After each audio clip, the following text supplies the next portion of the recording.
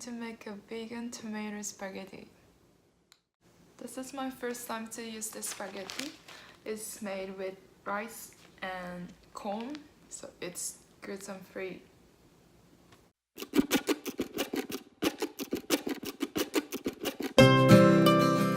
2 garlic cloves, peeled and chopped. 1 carrot, peeled and chopped. 1 onion, peeled and chopped. I personally like mushroom, so I add mushroom, but if you prefer soy mix or anything else, you can add those.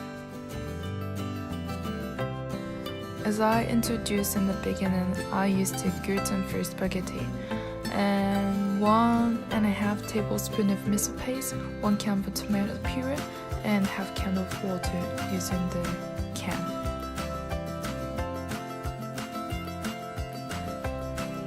After chopping all the veggies, stir fry with olive oil until it gets wilted.